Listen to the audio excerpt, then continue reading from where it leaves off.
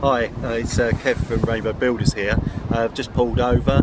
I've got a job to have a look at today, and effectively the lady in question has actually got air in her radiators, so they need bleeding. So I've got one of these keys which is going to bleed the radiators, and obviously this is the key that uses for all general radiators, and we'll be having a look at that a bit closer a bit later. Thanks. Yeah, hi. So I'm actually in the house now, the lady's house, with the radiator key.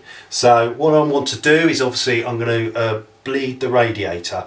Now it's commonly known how to do it, but obviously a lot of people don't know how to do it. And this is real simple top tip of how to do this. Okay, so we've got the key, and obviously what we're going to do, we're going to go to the valve and we're going to actually open the valve, and in doing so it's going to let the air out, and the water's going to rise in the radiator, and you might hear some air hissing out, and then we wait until the actual air comes out, and then it'll start drip drip drip of water, and then you know that the actual radiator's full of water.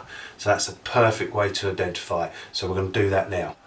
Okay, so we found the radiator that needs to be need to get the air out of and need to bleed it. So we've got to look for the actual bleed valve. Right, we better move this first, the lady's underwear, so put that away a little bit.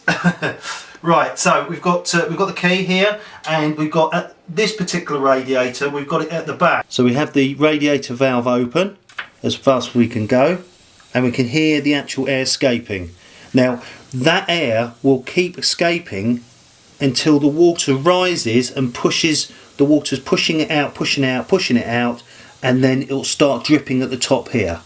Okay, so generally what you do, you always have the valve at the top of the radiators, so you can hear there's plenty of air in it. And to be fair, what you've got to be careful as well, it's very hot at the bottom, but it cools down in the middle, and then obviously it's cold at the top, and that's where you can clearly identify when you've got it. Now that's got the water coming out, you can see the bubbles. Now all the water's risen to the top of the radiator. We close that valve, and we make sure that's properly closed. Firm push. Yeah, so we put down a dust sheet or a rag, whatever's suitable, to make sure it doesn't damage the lady in question's carpet. And obviously when we tighten the valve off, any water residual dripping down the back of the radiator will go onto the dust sheet. We then make sure that it's fully closed, and we have a good old push, and it's actually, the valve is now closed. You can test that by actually seeing that there's water on your finger, or just wipe it again. If it still stays wet on another finger, it's still dripping, otherwise it's dry, which it is, and we know that valve is now shut. Yeah, so that was a top tip about how to bleed a radiator, and I've got lots of top tips to come up in the future.